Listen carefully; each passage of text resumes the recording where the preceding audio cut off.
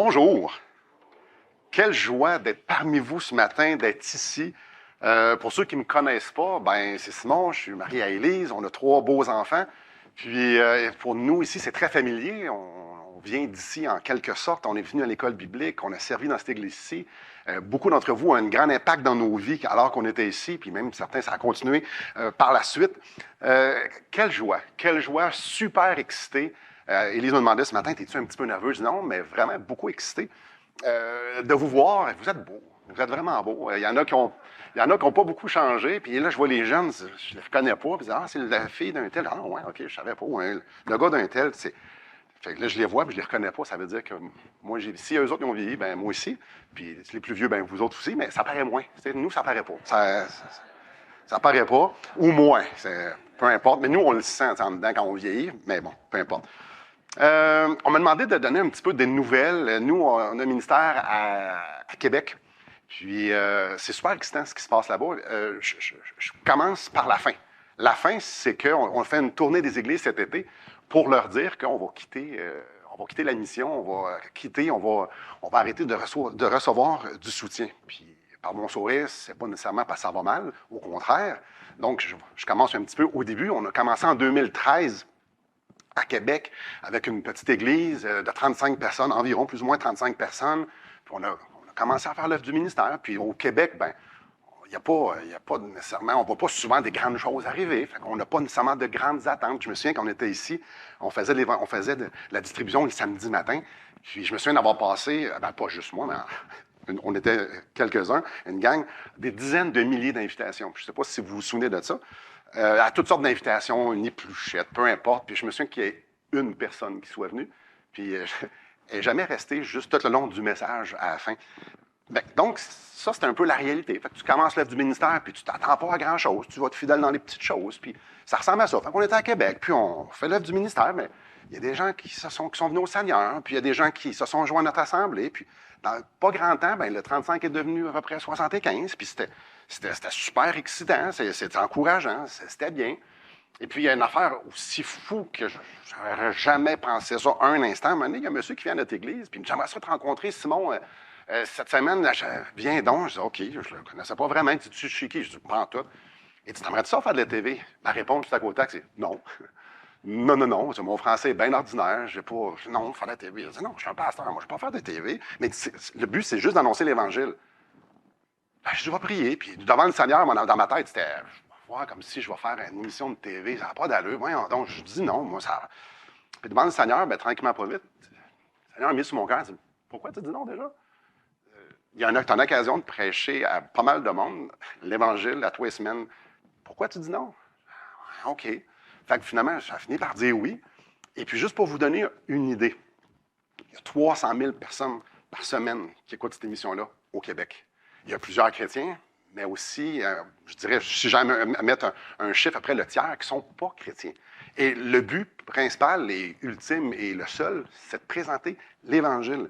Mais ça, c'est 300 000 à la TV, mais il y a aussi 80 000 downloads par mois au travers de la francophonie. Juste pour vous donner une idée, un de mes invités, à un moment donné, il s'en va en Afrique, débarque de l'avion, le gars qui est aux douanes, dit bonjour, Pasteur Jeff.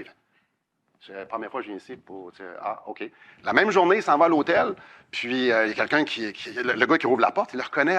Bienvenue, Pasteur Jeff. Il dit, comment ça, je suis connu? Fait que là, il pose la question, il dit, comment ça, vous me connaissez? Il dit, vous passez à la TV ici en Afrique. Fait que là, il commence à nommer tous les gens qui sont en train. On ne savait pas ça. Fait qu'il y a un des downloads des 80 000, c'est une station de télévision en Afrique. Et ça change quoi? Il y a à peu près 4-5 ans, il y a quelqu'un qui a appelé au numéro 1-800, puis il venait de l'État islamique de Mauritanie. Ça, c'est un pays fermé, c'est islamique. Quand je dis pays fermé, ça veut dire que moi puis vous, on ne va pas là avec nos bibles puis partir une église ou évangéliser. Ça risque de nous coûter notre vie. Il appelle, puis il dit, je viens d'écouter une émission de télévision, puis j'ai besoin de Christ, je veux me convertir à Jésus. Il dit, je sais le prix que ça va me coûter, mais je veux Christ. Quand j'entends ça, je dis, attends un peu, moi, là. Moi, je suis à la TV ici à Québec, puis je parle devant 3 caméras, puis il y a quelqu'un à l'autre bout du monde qui est un musulman qui entend ça vraiment secret. Aïe, quel ministère incroyable. Il y a des gens, juste pour vous donner une idée, il y a à peu près entre 100 et 300 personnes qui sont référées un peu partout au Québec. Ça, c'est des gens qui veulent avoir des Bibles, qui veulent avoir des études bibliques, qui veulent être sauvés. Il y a plein de gens au Québec qui se convertissent, surtout à peu près depuis 10 ans. Il y a comme une porte ouverte. Super excitant. Mais non seulement ça, c'est que ça a un impact aussi dans nos vies, ça a un impact à l'Église. Les gens qui te suivent pendant 3-4 ans, puis ils se convertissent, puis ils habitent à Québec, où vous pensez qu'ils vont? Ben, ils veulent aller à l'Église où ce que le gars qui entend depuis 3-4 ans. Donc, l'Église a grossi, a grossi. Donc, 2020, on est à peu près 125. Puis là, je dis ça, tout est extraordinaire. Non, on met une gang de pêcheurs ensemble. Ça se peut qu'il y ait des flémèches une fois de temps en temps. Ça se peut qu'il y ait des chicanes. Ça se peut qu'il y ait des désaccords. C'était pas tout beau toutes ces années-là. C'était pas tout extraordinaire. Mais la grâce de Dieu était là. On a pu voir la gloire de Dieu se manifester de bien des façons. Je ne sais pas pour vous, en 2020, il y a quelque chose de spécial qui est arrivé. Dans le coin de Québec, là, le COVID, ça vous dit quelque chose? Fait que je ne me plaindrai pas à vous. Là, on a tous vécu les mêmes patentes, puis voilà, je n'en parlerai pas longtemps. Mais ce qui est arrivé de vraiment spécial, c'est que vers la fin du COVID et jusqu'à aujourd'hui, plus ça allait, il y avait du monde qui arrivait. Il y avait du monde qui arrive, puis il y a du monde qui a des visiteurs, puis des visiteurs. Puis là, tu dis, OK, mais on se souvient qu'on n'est pas tant habitué de ça, de voir des visiteurs. Tu sais, un matin, il y a 20 personnes que tu ne connais pas. Tu dis, ouais, là, c'est bizarre, il se passe quelque chose un matin. Pour vous donner quelques chiffres, ça peut vous donner une idée. Depuis 2021 à peu près, il y a environ 25 conversions. C'est quand la dernière fois vous avez vu 25 conversions en 2 ans? Moi, je ne l'ai jamais vu ça. Je l'ai entendu parler par les gens un petit peu plus vieux des années 70, 80. Là, on gère ça comment? C'est quoi cette patente-là? Là, il y a plein d'autres gens qui avaient délaissé les églises il y a plusieurs années, puis j'imagine que le COVID et surtout le Seigneur est allé les interpeller. Puis là, on les voit arriver, des gens qui sont maganés, des gens qui ont vécu des choses difficiles, qui ont eu des saisons troublantes. Ils viennent, puis quelques personnes de d'autres églises qui n'ont pas vraiment aimé comment la COVID a été gérée chez eux, mais surtout la place que la Bible prenait à notre assemblée. Fait qu'ils sont venus. Donc, durant 2 ans et demi, les 2 ans derniers et demi, Dieu a rajouté 125 personnes. Fait que c'est extraordinaire. On est tout excités, c'est beau. On est rendu à 200 à peu près qui gravitent. On fait environ 250 personnes de tous les âges.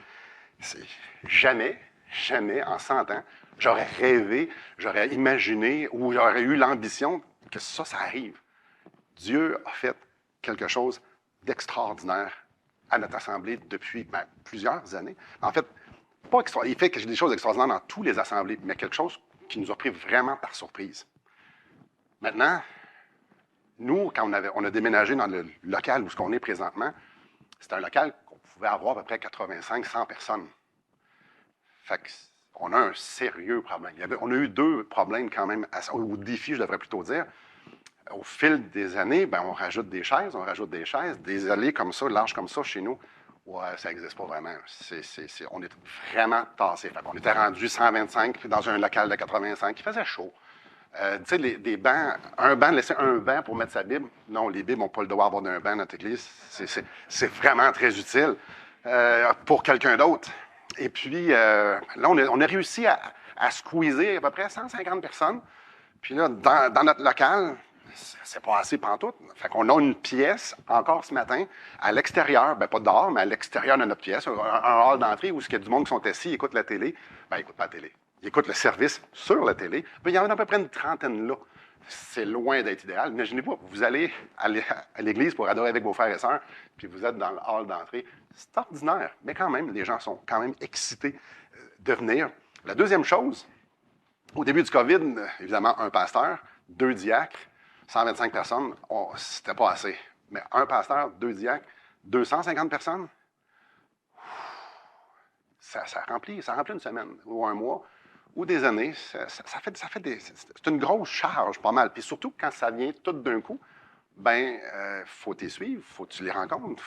Fait qu'il y a plus de monde que de soirées de libre. Fait que ça cause un sérieux défi. Je ne suis pas en train de chialer, là. Je suis juste en train de vous expliquer que c'était pas tout beau. Avec le privilège de voir Dieu agir d'une façon extraordinaire, vient aussi des défis de le suivre. Je ne sais pas si vous vous en souvenez, dans Acte 6, les apôtres, ceux qui ont suivi Jésus, ils ont vécu avec Jésus, un gros problème de croissance. Les veuves hellénistes étaient laissés de côté, où ils n'étaient pas... Il n'y J'avais de la misère à en prendre soin. Même les apôtres étaient dépassés par les événements. Ça, c'est un des passages préférés. Je fais comme, OK, ben, je ne suis pas tout seul qui a de la misère à suivre Dieu. C'est correct, ça va. Mais on suit Dieu. Puis Dieu est gracieux, puis Dieu marche avec nous. Donc, depuis 3 mois, on fait le tour des églises qui nous soutiennent, puis on leur raconte que Dieu est en train de faire quelque chose d'extraordinaire chez nous, puis qu'on est super bénis. Donc, il y a beaucoup de gens qui nous demandent, vous avez fait quoi? Qu'est-ce que vous avez fait pour que ça peut arriver là? La plupart des gens posent la question parce qu'ils aimeraient ça importer ce qu'on a fait, puis l'emmener. Et ma réponse est vraiment poche. J'en ai aucune espèce d'idée. J'ai aucune idée. Non, mais qu'est-ce que vous faites de spécial? Ben, on prêche la parole, on célèbre Dieu, on évangélise. Vraiment, rien. C'est sûr qu'il y a peut-être des choses qui ont contribué, mais rien de spécifique qui pourrait être exportable. Non, Dieu fait quelque chose à notre assemblée, puis on est juste tellement reconnaissant. Je ne pourrais pas vous dire. Sinon qu'on est des vases vils que le Seigneur remplit, puis qui fait quelque chose avec nous, comme il fait quelque chose avec vous, sans plus, sans plus. Et donc, l'avenir, j'ai aucune idée. J'ai aucune idée si ça va continuer de grandir. Si on continue de grandir, que Dieu soit loué. Si ça ralentit, que Dieu soit loué. Si on diminue, que Dieu soit loué. J'ai aucune attente, aucune ambition. Tout ce que je veux, c'est être là où ce que Dieu me veut. Puis tout ce que je veux, c'est pouvoir être là où ce que je vais pouvoir voir sa gloire. Dans une église de 4 ou dans une église de 500, ça n'a aucune importance pour moi. Je veux juste voir la gloire de Christ, être magnifié autour de moi. Et sur ça, je veux vous dire merci. Merci pour plusieurs choses. Merci pour la part que vous avez eue dans ma formation. Tantôt, Luc disait quelques niaiseries. Ouais, ben les plus vieux, vous vous en souvenez probablement, ou pas du tout, mais en tout cas, vous pouvez vous imaginer. Ouais, j'étais niaiseux. Ben, je dis j'étais niaiseux parce que ceux qui font des niaiseries, ben c'est des niaiseux. Fait que je me permets de dire ça, non? Ouais, c'est ça. Mais vous avez été patient. Vous avez investi en moi, en nous, puis je suis éternellement reconnaissant. La deuxième chose, je veux dire merci. Vous nous avez accompagnés, vous nous supportez, plusieurs prix pour nous, vous nous avez supportés financièrement, puis c'est tellement un privilège d'être partenaire avec vous dans l'Évangile. Puis par votre soutien, bien, il y a du monde un peu partout dans la francophonie, sur la terre, qui ont connu le Seigneur ou qui ont appris c'était qui le Seigneur et qu'il y en a qui se convertissent. Alors, ensemble, bien, Dieu fait des choses extraordinaires. Merci infiniment pour votre fidélité, pour votre patience, pour votre générosité envers nous. Donc, qu'est-ce qui s'en vient? Bien, il s'en vient qu'on va continuer à faire les choses de base. On va célébrer la gloire de Christ. On va continuer de plonger dans sa parole et on va continuer de parler aux gens qui nous entourent à quel point il est extraordinaire. C'est ça qui est sur le menu. Rien de plus. Et on verra bien ce que Dieu veut faire avec ça. Donc, oui, d'ici dans la prochaine année, on va quitter la mission parce que l'Église a maintenant les moyens pour pouvoir nous soutenir financièrement, mais ça ne nous changera pas, ça ne changera pas le lien qu'on a avec les Églises qui nous soutiennent, dont vous. Vous êtes dans notre cœur, bien évidemment. Ça fait quelques années qu'on se connaît et qu'on loue le même Seigneur. Je tiens à vous dire, nos 3 enfants auraient grandement, grandement apprécié d'être là. Puis nos enfants, ben, ils ne sont plus ça de grands. Eux autres aussi ont vieilli comme les vôtres et comme nous tous. On a marié Jacob au mois de janvier, pas au mois de janvier, au mois de juin, et à une jeune femme qui est exceptionnelle. On va marier Annabelle dans 3 semaines, un jeune homme exceptionnel aussi, Léa qui a 20 ans. On va se calmer un peu, on peut rester encore quelques années à la maison. 2 en dedans de 4 mois, là, c'est largement suffisant.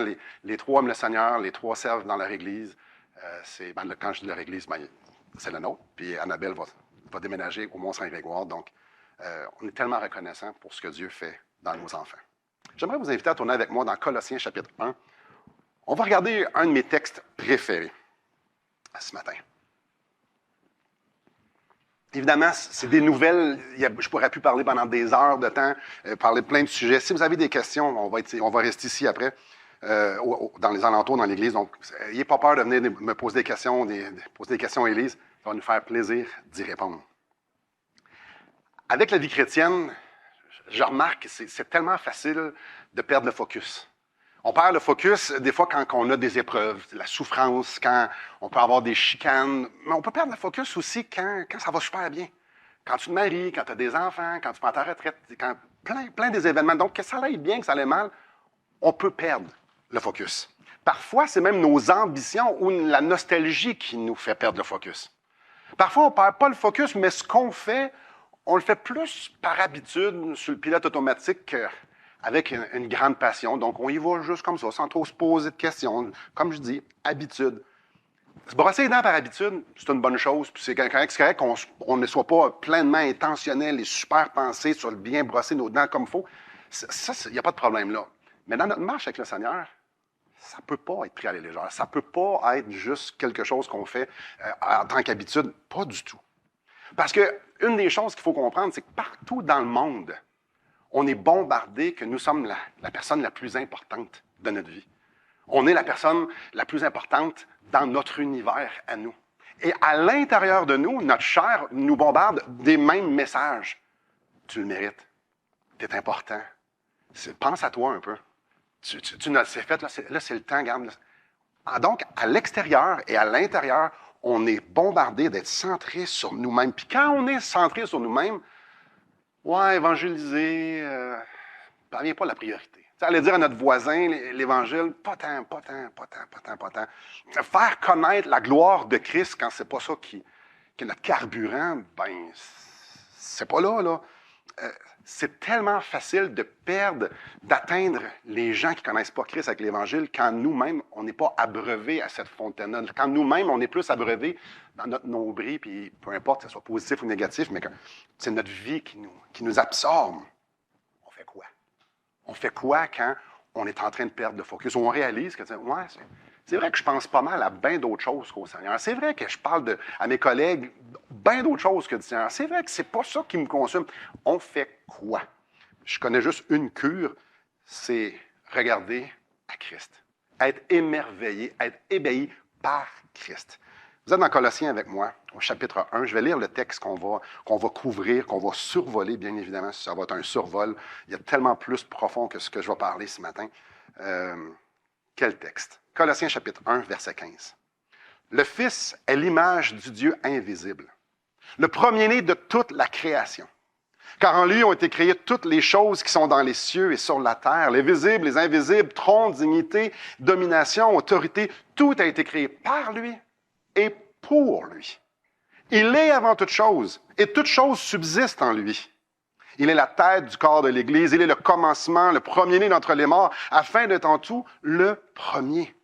Car Dieu a voulu faire habiter toute plénitude en lui. Il a voulu, par lui, tout réconcilier avec lui-même, tant ce qui est sur la terre que ce qui est dans les cieux, en faisant la paix par lui, par le sang de sa croix. Et vous, qui étiez autrefois étrangers et ennemis par vos pensées et par vos mauvaises œuvres, il vous a maintenant réconciliés par sa mort dans le corps de sa chair, pour vous faire paraître devant lui saint, sans défaut et sans reproche. Un des textes, sinon le texte, qui présente la suprême dignité, valeur de Christ. On commence. Verset 15, Jésus est l'image du Dieu invisible. Paul n'est pas en train de parler ici que Jésus est l'image de Dieu dans un sens matériel. C'est beaucoup, beaucoup plus profond que ça.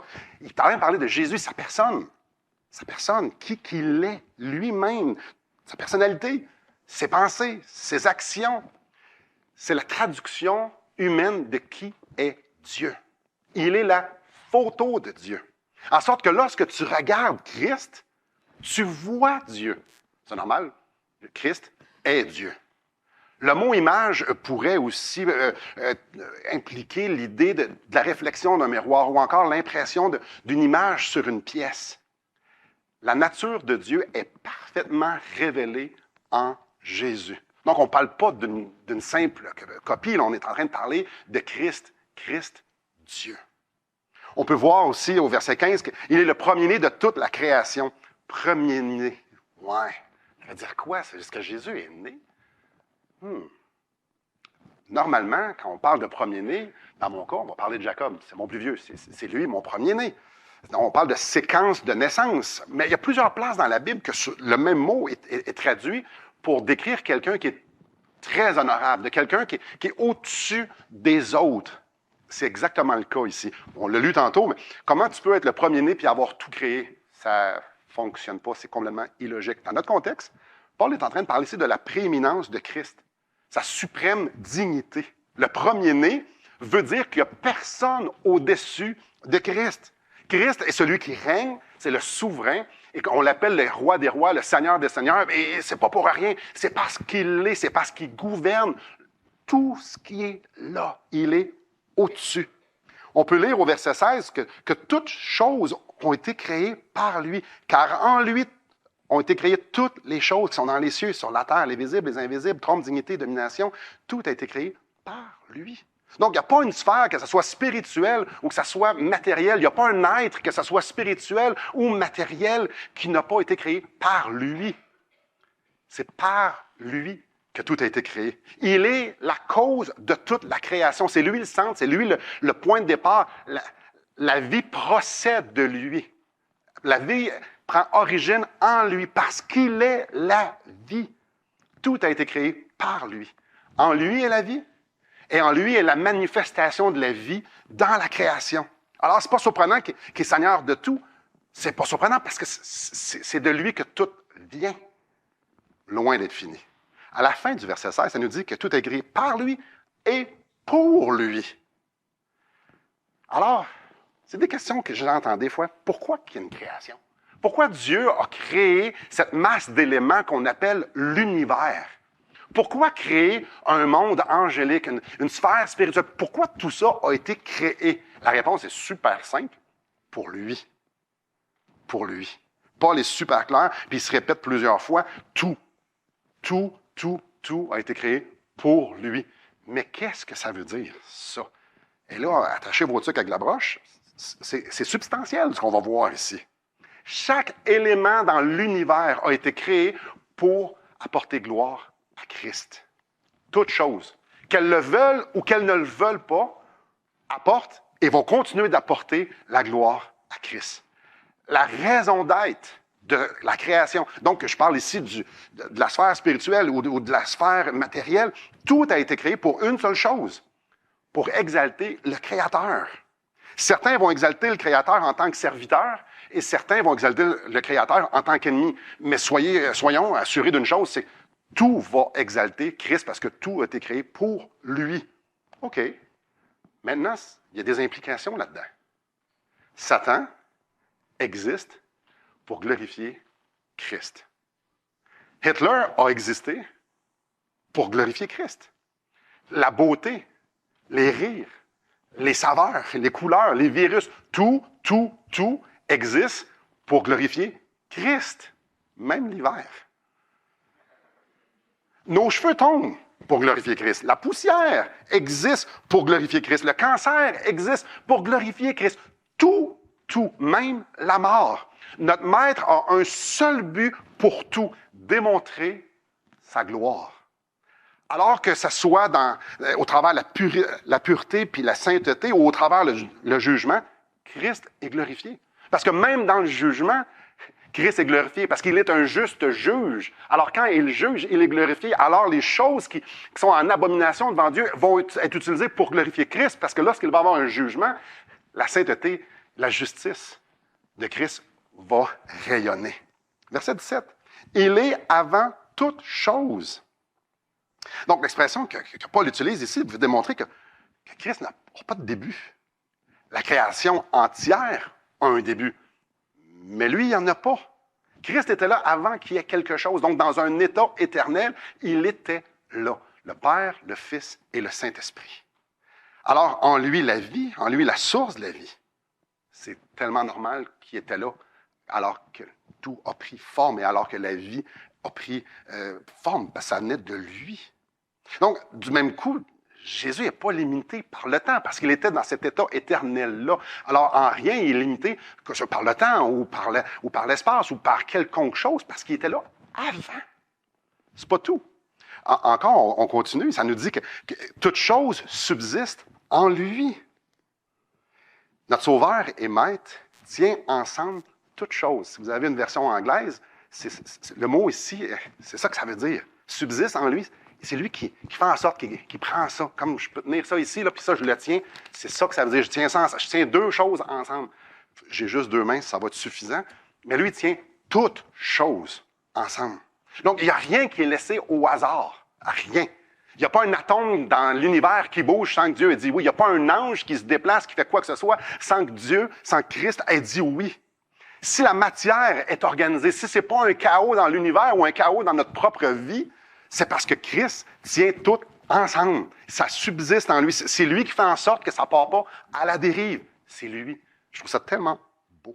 Il est la vie, il donne la vie, puis il tient ensemble la vie. Christ est celui qui détient les limites de la vie. Il n'y a rien qui vit sans que Dieu dise oui, peu importe ce que sa vie peut représenter. Christ gouverne. On lit au début du verset 18, il est la tête du corps de l'Église. Christ règne aussi sur son Église. L'emphase ici, c'est pas qu'il donne la vie à l'Église, ça va être l'énoncé suivant, mais Paul ici parle plutôt que Christ contrôle son Église. Il est en train de parler de la gouvernance de l'Église. Alors, il est en train de parler de la souveraineté de Christ sur ce qui se passe dans son corps, dans son Église. Ça fait vraiment écho à ce que Jésus a dit, « Je bâtirai mon Église ». Ce n'est pas nous qui bâtissons l'Église. Ce n'est pas nous, avec notre créativité ou nos efforts, qui va faire en sorte que le monde va se convertir puis qu'on va tout être organisé et tout ça. Non, c'est par l'Évangile. C'est par la puissance du Saint-Esprit que l'Église se bâtit. C'est pour ça que Jésus a dit, « Je bâtirai mon Église ». Le fait que Paul parle d'un corps, ça implique que l'Église, c'est pas ça. Ce matin, on n'est pas venu à l'Église. Ce matin, on est venu dans un local pour se rassembler en Église. C'est nous, l'Église. C'est des gens, l'Église. L'Église, c'est un organisme vivant. Alors, l'organisme vivant, qu'on appelle corps, va exactement dans la même direction que la tête dirige. Alors, c'est assez simple, l'image est quand même claire. La tête dirige le corps. Je ne sais pas pour vous, c'est mon expérience de vie depuis 46 ans. Alors, Christ fait exactement tout ce qu'il veut avec son Église. Comme moi, je fais exactement tout ce que je veux avec mon corps, encore plus, parce que mon corps, des fois, dit « ça me tente d'avoir mal là ». Ça, je n'avais pas décidé ça. Mais ça n'arrive jamais avec Christ. Christ dit oui pour qu'il arrive quelque chose ou dit non pour pas qu'il arrive quelque chose. Rien n'arrive dans l'Église sans son consentement. Aussi fou que ça peut sonner, l'Église ressemble exactement à ce qu'elle doit ressembler. Puis, on peut parler d'ici, mais l'Église avec un grand E, tous les chrétiens de la terre. La tête dirige son corps. Là, vous dites peut-être, comme moi, ouais.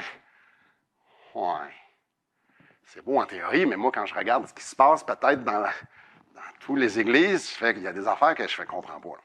Si Christ dirige son Église, pourquoi il y a ça? Pourquoi il y a ci? Pourquoi on était aussi en désaccord? Qu'est-ce qui se passe? Probablement que vous êtes comme moi, on ne comprend pas tout comment fonctionne le corps de Christ sur la terre. C'est difficile. On est tellement différents, puis on ne fait pas les choses pareilles. Puis il y en a qui ont des idées vraiment bizarres. Je ne veux pas nommer personne. Certains vont dire que c'est moi, mais peu importe. C'est pas parce qu'on ne sait pas ce qui se passe que c'est grave. C'est pas parce qu'on ne comprend pas que c'est grave. Parce que celui qui dirige toute chose, lui, il sait toute chose. Alors, lui, il nous dit, ah non, c'est correct. L'Église est à la bonne place pour que je puisse me glorifier. L'Église, je l'utilise pour pouvoir magnifier ma grandeur, magnifier ma gloire. Alors, je vais la faire passer par différentes saisons. Il va y avoir différentes choses. Lui, il sait exactement où est l'Église, puis il la dirige exactement à la place pour qu'elle puisse le glorifier. Ceux qui sont plus familiers un petit peu, si on regarde dans l'Apocalypse, chapitre 2, ça parle de 7 églises, et chapitre 3 aussi, de 7 églises. Il y en a 5 qui ont des reproches, puis il y en a 2 qui ont des exhortations puis des encouragements. Sur 7 églises, on dirait, c'est mes mots, là, qu'il y en a 5 qui sont bien ordinaires, mais il y en a 2 qui sont bonnes. Avez-vous remarqué ce que Jésus fait avec? Il leur parle. Il les dirige. Christ règne sur son corps. Même si on ne comprend pas tout. C'est pas grave. Lui, oui. On continue au verset 18. Il est le commencement. Donc, Christ n'est pas seulement la tête dirigeante, il est aussi l'origine de l'Église. Donc, la première partie parle de la gouvernance, ici, ça parle de la vie. Donc, le même développement de la création, donc c'est lui que la vie prend origine en lui, procède de lui. De la même manière, l'Église procède de Christ, procède de son sacrifice à la croix. Jésus a vécu une vie parfaite, chose que nous, on ne peut pas faire. Lui, il n'avait pas de nature pécheresse, chose que nous, on a. Et il a vécu une vie parfaite, en parfaite communion, en obéissant parfaitement à la loi de Dieu. Et puis non seulement ça, il meurt injustement sur la croix. Il meurt pour porter nos péchés. J'en parle un petit peu plus tard. Ressuscite. Toutes des choses que nous, on ne peut pas faire. Si moi je meurs, je mérite de mourir. Lui, il ne méritait pas de mourir. Wow. C'est lui qui a tout fait. Le plan a été établi par lui. Le plan a été exécuté par lui. Et le fait que l'Évangile se propage depuis 2000 ans, si on est assis ici ce matin et on a adoré le Seigneur et on va continuer de le faire, c'est parce que lui avait prévu que nous autres, on serait le moyen principal par lequel les gens entendraient parler de l'Évangile et seraient sauvés. Tout ça, c'est lui, ça. Donc, il est impliqué dans chaque aspect, de A à Z, Christ est dans l'Église. On peut lire aussi qu'il est le premier-né d'entre les morts, au verset 18. Premier-né d'entre les morts. On a vu la définition tantôt de premier-né. Jésus, ce n'est pas le premier qui est ressuscité. Lazare est ressuscité. Il y a eu quelques résurrections. Mais il n'y a personne qui est ressuscité avec la vie de résurrection de Jésus. Christ, quand il est ressuscité, il y avait une vie que personne n'avait eue préalablement dans l'histoire de l'humanité. La résurrection de Christ, cette vie-là, est tellement différente de la nôtre qu'il peut nous la donner. Nous, on donne naissance à des enfants, mais on ne leur a pas donné la vie. C'est Christ qui leur a donné. On peut avoir l'impression qu'on a donné la vie, mais ce n'est pas vraiment ça. Christ, lui, quand quelqu'un met sa foi dans son sacrifice, il lui donne la vie. Une vie qu'on n'avait pas avant, une vie éternelle. Une vie d'en haut. On est de nouveau. C'est pour ça que Paul parle d'ici que Christ, la tête, la vie, puis qui communique cette vie-là à son corps, à l'Église. Donc, non seulement il guide son corps, mais sa vie passe au travers des veines spirituelles de chaque membre de son Église. Nous sommes tous unis. Chaque membre, chaque personne qui est née de nouveau sont tous unis en lui et pour lui et avec sa vie à lui. Et à la fin du verset 18, on lit afin d'être en tout le premier. Donc, Christ règne sur tout. Surtout. Vous remarquez dans ce texte-là, le mot « tout » revient souvent, souvent, souvent. Paul veut être sûr qu'on comprenne tous, qu'on n'ait aucun doute, que peu importe où ce qu'on regarde, peu importe ce qu'on pense, on arrive toujours à la conclusion que Christ règne. Il est premier en tout.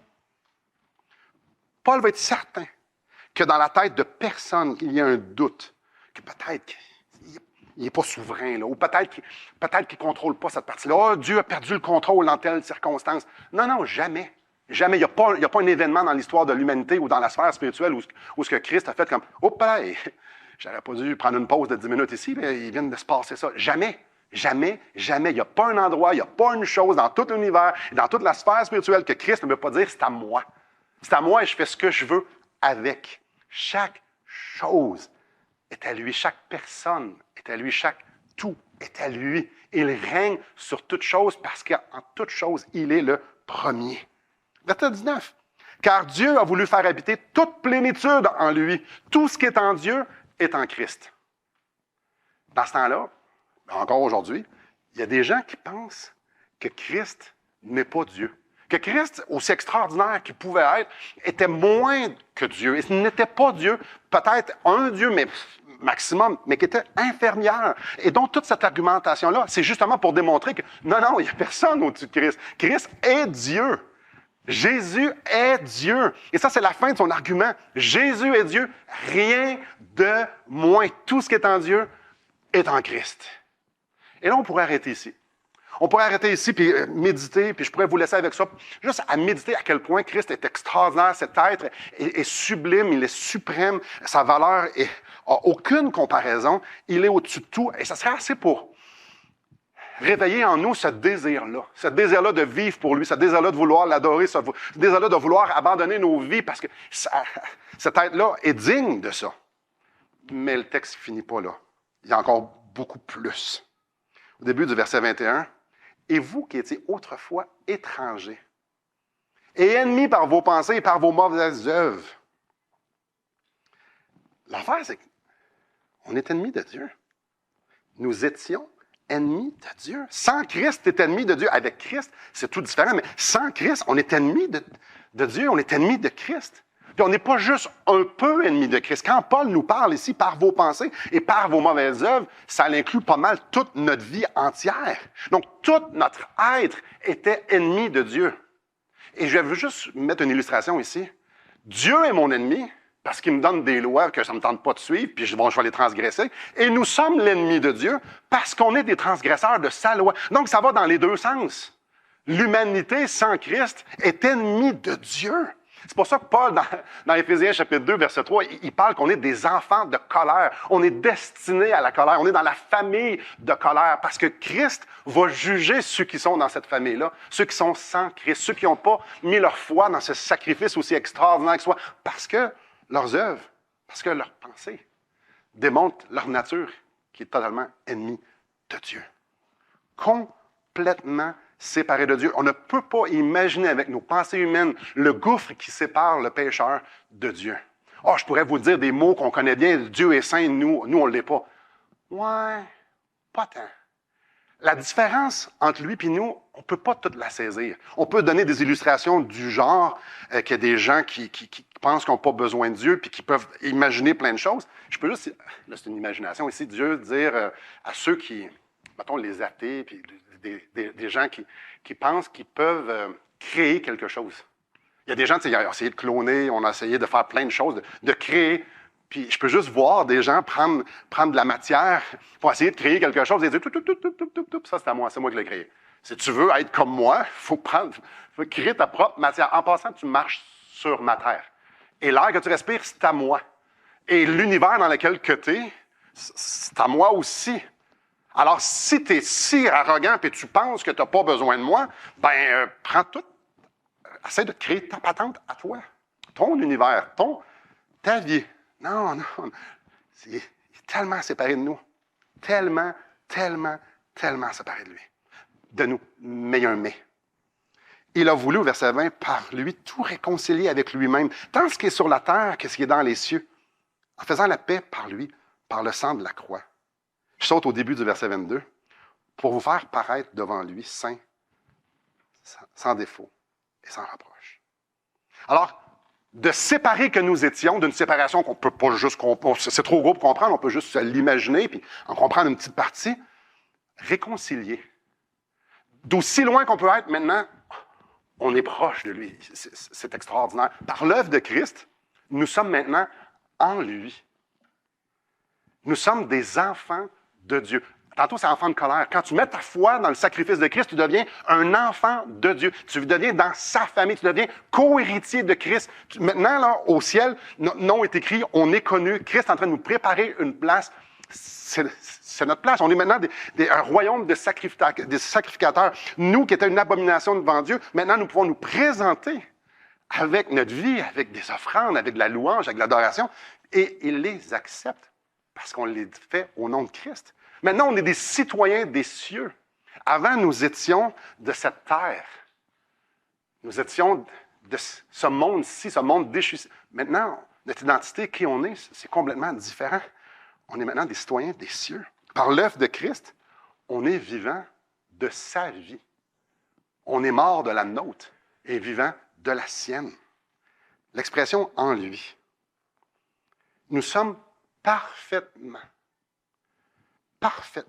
unis à Christ. Venez avec moi dans juste quelques versets plus loin, au chapitre 3. Un de mes versets préférés qui m'amène à des places dans ma tête, dans mon cœur, dans mon âme, à une place d'adoration puis de contemplation incroyable. Verset 3. Verset 3, on lit « Car vous êtes morts ». Donc, Simon Ouellet, la chair, le gars qui est avant Christ, lui, il est mort. Mort. Et ma vie, la vie en Christ, est cachée avec Christ, en Dieu. Je suis avec Christ. Si tu es sauvé, tu es avec Christ, tu es caché en Christ, en Dieu. Donc, nous sommes en Dieu parce que nous sommes en Christ. Wow! Je ne sais pas pour vous, là, mais ça peut m'emmener pas mal loin, ça. Souvent, les gens vont penser que le ciel, c'est une destination. On a hâte d'aller voir grand-maman, on a hâte d'aller voir un conjoint, on a hâte d'aller au ciel. Wow, un instant. Au ciel, le clou de l'activité ne sera pas d'aller voir ceux qu'on aime. Ah, ils vont être là. S'ils sont sauvés aussi. C'est pas ça le clou. Là. Les portes en perles, wow, magnifique. Les rues en or, mais ça, c'est rien, ça, là. Attendez, s'il y en a qui pensent que ce qui va être impressionnant, c'est des rues en or. Non, non, non, les rues en or sont faites pour marcher dessus, pour se rendre, aller rencontrer la personne à qui on est uni. Le ciel, le clou, l'important, c'est il va être là. Puis on va être unis à lui. On va avoir cette connexion-là spirituelle avec lui. Quelque chose qui c'est difficile à comprendre parce qu'on l'a d'une façon parfaite, mais souillée par notre péché. Mais il va être là. Le clou, l'apogée, le ciel, c'est une personne. C'est Christ. Parce qu'on est en lui. Et on peut revenir dans notre texte au verset 22. Une autre vérité qui me... Wow! Pour vous faire paraître devant lui saint, OK, sans défaut et sans reproche. Je ne sais pas pour vous, là, mais ça, c'est dur à avaler. C'est dur à avaler. Parce que non seulement nous sommes en bon terme avec lui, donc il n'y aura pas de film au ciel qui va jouer avec tous nos péchés, il n'y a pas de filière avec nos péchés, jamais on va se présenter devant Dieu et il va faire comme « Hey! En 84, tu as péché, le grand. » Non, c'est pas ça même, c'est pas ça va se passer. Sans défaut, sans reproche. Alors, quand tu arrives au ciel, tu rentres dans la joie de ton maître, bon et fidèle, serviteur. Je vais te donner des récompenses pour te récompenser de ce que j'ai fait au travers de toi. Et on le sait, ça nous parle en Apocalypse, on va prendre des couronnes, mais on va y rejeter, on va dire, justement, c'est toi qui l'as fait en dedans de moi. Oh, frères et sœurs, on est parfait aux yeux de Dieu. Fait que peu importe comment vous vous sentez poche ce matin, probablement vous l'êtes pas vrai. Ah, j'ai tendance à dire les choses crues. Mais si vous êtes un peu comme moi, on l'échappe tout le temps. Avoir un cœur entier plus que 15 secondes, même 15 secondes. Aïe, aïe. Moi, mes pensées, ce qui se passe ici, là, vous ne voulez pas le savoir nécessairement. Là. Puis je ne veux pas savoir ce qui se passe dans votre tête aussi. On est tous beaux ce matin, puis on est tous propres, puis claqués au complet, là, mais notre péché n'a pas l'air de ça pantoute. Zéro, zéro, zéro, zéro. C'est normal qu'on se sente super poche parce qu'on l'est. Excusez-moi, je mets un emphase ici. Puis c'est de même qu'on pense que Dieu nous voit. C'est de même qu'on pense que Dieu nous voit, puis on arrive devant lui tout tremblant, puis je suis vraiment poche, puis c'est... Wow, wow, wow, wow. Non, non, non. Il n'y a maintenant aucune condamnation pour ceux qui sont en Jésus-Christ. On peut rentrer là avec assurance, là. On peut rentrer là avec assurance. Il nous a rendus parfaits aux yeux de Dieu. Disons que ça, c'est le micro, c'est moi. Puis quand Dieu me regarde, là, il voit Simon dans toute sa splendeur. Élite pécheur. Un vrai de vrai. Puis quand il me voit, là, tout ce que je mérite, c'est la condamnation. Et quand Jésus, j'ai fait un avec lui, quand j'ai dit, Seigneur, sauve-moi, la justice de Christ me recouverte. Quand Dieu me voit, Simon, qu'est-ce qu'il voit? Il ne voit plus Simon. Il voit Christ. Alors, si vous êtes sauvés, si vous avez dit, le sang de l'agneau, c'est ma seule sortie de secours, c'est ma seule façon d'être pardonné, c'est ma seule façon d'être en communion avec Dieu, c'est la seule façon que mes péchés puissent être effacés, bien, on vient de le dire. Voici l'agneau de Dieu qui ôte le péché du monde. Les péchés sont ôtés. Même si on continue de pécher, le sang de l'agneau nous couvre. C'est écrit en haut. Le sang nous purifie de tout péché. Aux yeux de Dieu, c'est juste Christ. Alors, aussi poche qu'on peut se sentir, relevons nos têtes. Relevons nos têtes parce qu'on est des enfants de Dieu. On est de la royauté. Vous êtes des princes, vous êtes des princesses du Dieu très haut parce que Christ est notre justice. Y a-t-il quelque chose de plus glorieux que du monde comme nous autres puisse faire partie de sa famille, qui nous regarde puis a hâte de nous voir? Dans Sophonie, ça nous parle, c'est ça, Sophonie, qu'il y a des transports d'allégresse lorsqu'il nous regarde. On fait sa joie que la parole de Dieu nous dit. Comment il peut faire sa joie en moi alors que je pêche régulièrement à tous les minutes? À cause de Christ. À cause de Christ. Alors, la vérité que je me sens poche, c'est vrai. Mais devant Dieu, non, je ne devrais pas. Alors, le fait que je me sente poche, je devrais juste aller visiter la croix et me rappeler à quel point le sang de l'agneau est efficace. Ça devrait être notre tâche première. C'est ça qui devrait être la cassette qui joue en boucle dans notre tête. Le sang de l'agneau me purifie de tout péché. C'est pas une licence pour pécher, c'est une occasion, un privilège de pouvoir aller s'agenouiller devant la croix et dire, il y a une chance que tu es là. Il y a une chance que tu es là. Notre péché ne devrait pas être élevé au point de la honte. Notre péché devrait plutôt être soumis à la gloire de la croix. Jamais on devrait élever nos péchés plus haut que la croix, parce que Christ, Dieu, voit sa justice. Étant unis à Christ, frères et sœurs, on est parfait. Ma femme ne dirait pas ça de moi. Je ne dirais pas ça de moi. Puis il n'y a personne qui dirait ça de moi.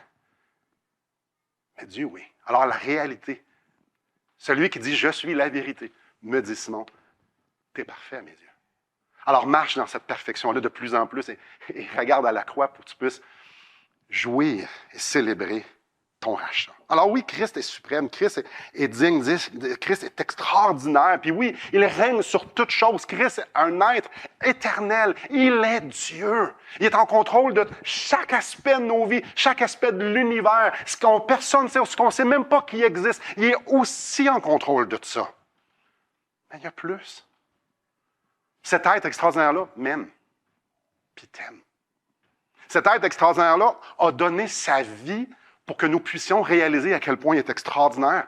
Cet être extraordinaire-là a donné sa vie pour qu'on puisse non seulement réaliser, mais qu'on puisse expérimenter à quel point il est extraordinaire, à un tel point qu'on veut juste en avoir plus, et à un tel point qu'on veut le dire au monde entier. Alors, frères et sœurs, y a-t-il quelque chose qui ne va pas bien dans votre vie? Là, évidemment, répondez-moi pas, là. Y a-t-il quelque chose qui ne va pas bien dans votre vie? Y a-t-il un inconfort trop inconfortable? Est-ce que vous êtes en train de vous inquiéter pour quelqu'un ou pour une situation? Là, probablement, vous êtes tous, oui, si vous êtes comme moi, oui. Est-ce qu'il y a des circonstances autour de vous qui semblent être hors de contrôle, que ce soit dans les journaux, dans les nouvelles, ou dans votre propre vie, ou dans votre cœur? Peut-être qu'il y a du monde ici ce matin qui dit « Ah, ma vie, c'est chaotique. » Et tu devrais connaître telle circonstance ou telle personne dans ma famille. C'est impossible. Dieu est clair. Dieu est extrêmement clair. Dans le psaume 46, probablement que vous le savez tous par cœur, arrêtez. Arrêtez. Là, il dit juste une fois arrêtez, là. Mais j'en rajoute un peu ici. Chut. Arrête. J'ai une petite plaque dans mon bureau, c'est justement ce verset-là. Quand les planètes de mes vies commencent à tourbillonner, j'ai l'impression que tout part en haut, c'est écrit « Arrêtez et sachez que je suis l'Éternel ». Sinon, tu t'inquiètes de quoi, là? J'aime entendre Dieu, je me l'imagine, là. J'entends pas de voix, mais j'aime entendre Dieu me dire « Ah, ouais, tu t'inquiètes pour tes enfants? Je pensais que tu croyais que j'étais Dieu. » Ah, tu t'inquiètes de ça? Tu t'inquiètes de telle guerre ou telle affaire? C'est plate, c'est dramatique, c'est sûr. C'est très dramatique. Il y a du monde qui souffre, puis ça n'enlève pas la souffrance, ça, là. Mais Christ nous dit, mais tu crois que je suis souverain aussi? Tu crois que tout arrive pour ma gloire? Tu crois qui je suis? Pourquoi? Sinon, c'est quoi tu es en train de faire, là? Tu es en train de rentrer dans ton nombril et de dire à quel point tu n'es pas capable de contrôler puis tu n'es pas capable d'être heureux avec ce que tu as? Ah ouais, c'est peut-être ça. Hein? Parce que dis-moi, peu importe ce qui va arriver sur la terre, je reste le même. Je suis le même hier, aujourd'hui, et éternellement. Calme-toi, petit gars. Assis-toi, prends une grande respiration, puis regarde à la croix, regarde à la parole de Dieu, regarde à qui je suis, calme-toi. Frères et sœurs, Christ règne. Il n'est pas juste roi quand on le laisse être roi. C'est pas parce qu'on chante « Nous te couronnons roi », on le fait roi. Non, on fait juste reconnaître qu'il est roi. Il n'est pas juste roi en théorie. Non, il règne. Et ça, c'est la seule chose qui a de l'importance dans notre vie. La chose la plus importante, c'est qui règne. Est-ce que les mouvements sociétals, ça nous amène à des places comme « Ah ouais, OK, maintenant, il y a des litières à chats dans les écoles, au cas que quelqu'un s'identifie comme un chat. Où est-ce qu'on s'en va? » C'est pas une blague, c'est vrai. C'est drôle. Ben non, c'est pathétique, c'est pas drôle. On s'en va où? On s'en va où avec ça? Arrêtez et sachez que je suis Dieu. Christ, c'est pas comme « Oh non! Je ne savais pas qu'on pouvait s'identifier comme un chat. » Nous, on ne savait pas. Lui, il savait que ça pourrait arriver. Et tout ça, ça rentre dans une belle grande histoire de rédemption. Je sais que parmi vous, il y a plusieurs gens qui aiment beaucoup l'Apocalypse de la fin des temps. Pour qu'Apocalypse puisse arriver, là, on s'entend, il faut que toutes ces choses-là arrivent pour que le monde soit prêt à qu'il y ait un jugement. Ah oui, c'est vrai. Oui, mais je ne sais pas comment gérer ça. C'est pas grave, Simon, tu n'as pas besoin de gérer ça. Je m'en occupe. La seule chose qui a de l'importance dans nos vies, c'est que Christ règne. C'est cette vérité-là qui devrait être le moteur de nos vies. C'est cette vérité-là qui devrait être sur nos pensées. C'est cette vérité-là qui devrait motiver nos priorités, qui devrait motiver l'ensemble de notre vie. Parce que si Christ règne, puis si je suis parfait devant lui, ma vie change. On fait quoi maintenant? Dans 1 Pierre 2,9, excusez-moi, ça s'adresse à vous, chrétiens, et à moi, à nous tous. Vous, au contraire, vous êtes une race élue. Là, on ne parle pas des... Il ne s'adresse pas aux apôtres, là. Il ne s'adresse pas à l'élite religieuse, il s'adresse aux chrétiens. Vous êtes une race élue. On ne devient pas chrétien par accident ou parce qu'on est bon. On est une race élue. Un sacerdoce royal. Tantôt, je vous ai traité de prince et de princesse, mais c'est là que je le prends. On est une nation sainte, un peuple à qui Christ nous a achetés par le sang. Il nous a achetés. On est un peuple acquis. Simon, je te veux. Moi, je te veux pas. Ça n'a pas d'importance. Je vais payer pour ta vie. T'es à moi. Wow! Mais pourquoi? Pourquoi qu'il nous a sauvés? Le reste du verset nous le dit. Afin que vous annonciez les vertus de celui qui vous a appelé des ténèbres à son admirable lumière. Afin qu'on annonce les vertus de cet être extraordinaire qu'il est.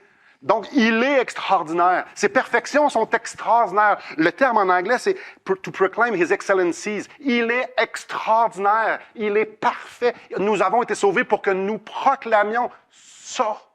Alors, on expérimente et nous fait expérimenter qui est pour que, justement, on soit comme une fontaine qui jaillisse. Qui est par sa vie. C'est pour ça qu'on a été sauvés. Alors, c'est pour ça que c'est facile c'est important de garder le focus sur la croix et surtout sur la personne de qui est mort sur la croix. Parce que j'ai été sauvé, on reconnaît ça, pour pouvoir dire au monde entier à quel point il est extraordinaire. Alors, si j'y perds le focus, puis je me ramène sur mon nombril, je ne voudrais pas parler de lui parce que c'est pas ça que je vais expérimenter dans ma vie. Mais on sait une chose, intellectuellement, et ma prière, c'est que le Saint-Esprit vienne l'ancrer dans nos cœurs ce matin, dans le mien. Jésus est digne. S'il est digne, et il l'est, chacun d'entre nous, on devrait dépenser nos vies à être un panneau publicitaire. Tu sais, ceux qui sont sur le bord de l'autoroute, là, on devrait être des panneaux publicitaires de ses perfections. C'est ça. C'est ça ma vie. On devrait vouloir sentir Christ. On devrait vouloir goûter Christ. On devrait vouloir que le monde voit Christ en nous. C'est ça qu'on devrait vouloir parce que c'est lui la personne la plus importante de notre vie. Alors, si c'est lui la personne la plus importante de ma vie, alors ma vie devrait être soumise à qui il est. Et je devrais le laisser produire sa vie en dedans de moi et ses perfections par les vertus du Saint-Esprit pour que le monde puisse le voir. Alors, je n'ai pas une grande conclusion. Sinon, c'est là-dessus qu'on devrait méditer. C'est ça qui a un effet éternel autour de nous. Plus que je médite sur Christ, plus que je m'expose, plus à lui, je m'abandonne à lui, et plus qu'il peut produire, et plus que notre vie est transformée à sa gloire. Je vous donne quelques statistiques. Puis j'ai terminé avec ça. J'ai entendu, il y a quelques années, une statistique qui me laisse sans mots. Oui, sans mots. Moi. Oui, il y en a qui disent, oui, c'est pas... Il y a 2 milliards de personnes. On est 8 à peu près, je ne les connais pas tous, mais à peu près 8 milliards sur la Terre. Il y a 2 milliards de personnes qui ne savent pas c'est qui Jésus. On parle de peuple non atteint. 2 milliards qui ne savent pas. Exemple, au Québec, on n'a pas beaucoup de chrétiens, on pourrait dire qu'on est un peuple non atteint. Non, nous, on connaît Jésus. Non, 2 milliards qui ne savent pas c'est qui Jésus et il n'y a aucun moyen qu'ils le sachent. Il n'y a pas de témoignage de l'Évangile dans cette langue-là. Il n'y a personne qui va. 2 milliards, le quart de la population mondiale, n'ont aucune idée c'est qui Jésus. Pas qu'ils n'ont jamais entendu l'Évangile, non. Non. Peut-être vous allez dire, oui, mais mon voisin, lui, il n'a jamais entendu Jésus. Non, non, tu es là pour y dire. Il y a 2 milliards de personnes qui n'ont personne pour leur dire. On fait quoi avec ça? Qu'est-ce qu'on fait avec ça? Qu'est-ce qu'on fait avec ça? Au Québec, 0,7% se disent chrétiens évangéliques. Ça veut dire qu'on est 0,7 personnes qui doivent évangéliser 99,3 personnes. Oui. On fait quoi? Puis en tant qu'assemblée, mais vous, personnellement. Je vous donne des statistiques qui sont troublantes à propos du Québec. Le Québec est le 2e dans le monde pour le taux d'avortement. 43,6 avortements pour 100 naissances. Comment? Qu'est-ce qu'on peut faire? On peut aller marcher dans la rue, super, mais la chose qui est la plus, qui va avoir un impact éternel, c'est si on prêche l'Évangile. C'est ça qui amène un réel changement chez quelqu'un. Ah, c'est pas la pire. Le taux de suicide chez les hommes au Québec est le double du reste du Canada combiné. Alors, on prend tous les suicides dans une année dans le Canada et au Québec, il y en a plus. Alors, nos compatriotes n'ont pas d'espoir. Ils n'en ont pas. Vous, en avez-vous? Moi, j'en ai. Moi, j'en ai. Alors, j'ai la solution pour eux. Mais encore, statistique encore pire. Au Québec, on est les 2e dans le monde pour le taux de suicide chez les adolescents entre 15 et 19 ans. Chez les adolescents entre 15 et 19 ans, on est les 2e dans le monde pour le taux de suicide. Ça, c'était avant. C'est des statistiques avant le COVID. Alors, nous, on a des beaux sourires, puis le monde a des sourires, tout va bien. Wow. Ça, c'est une mascarade, ça. Les gens autour de nous essaient de remplir un vide avec n'importe quoi. Et n'importe quoi te laisse toujours vide. Et nous, on est remplis de la gloire de Christ. Et Christ, tout ce qu'il nous demande, c'est, peux-tu juste ouvrir la fenêtre de ta vie pour qu'il puisse le voir? À quel point je suis extraordinaire, à quel point je peux faire un changement dans une vie, à quel point je fais la différence dans une vie. Alors, nous en avons besoin. Et le monde entier en a besoin. Mais la question, c'est, qu'est-ce que je vais faire? Qu'est-ce que je vais faire? Puis là, mon but n'est pas de vous dire, on prend une décision, on va parler encore plus. Non, c'est pas ça que je veux faire. Ça, d'habitude, ça dure 3-4 jours. Non, j'aimerais nous encourager à méditer sur Christ. Parce que quand tu es en amour avec Christ, tu parles de Christ. Tu fais des choses folles pour lui. Tu dis oui. Tu dis oui. Peu importe ce qu'il te demande. Alors, frères et sœurs, méditons sur Christ, qui est et ce qu'il a fait. Et faisons en sorte que notre vie fait connaître ses perfections autour de nous. Prions. Quel grand Dieu tu es. Quel grand Dieu tu es. Toi qui connais nos cœurs, tu connais nos pensées. Juste cette pensée-là me terrifie que tu connais mon cœur, tu sais de quoi je suis fait. Seigneur, chaque péché, c'est contre toi, je l'ai fait, tu le sais.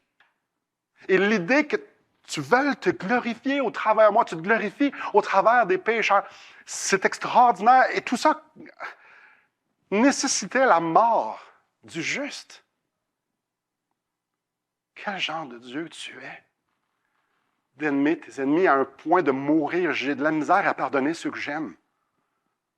Puis toi, tu meurs pour tes ennemis. Tu souffres pour tes ennemis. Seigneur, tu es extraordinaire. Papa, wow! Esprit Saint qui est venu me convaincre de péché, de jugement, qui m'a ouvert les yeux de mon cœur, je peux comprendre les Christ. Gloire te soit rendue, Seigneur. Ce matin, je veux célébrer notre salut, notre perfection devant toi, notre justice. Mais ce n'est pas la nôtre, c'est la tienne. Mais je veux surtout célébrer qui tu es.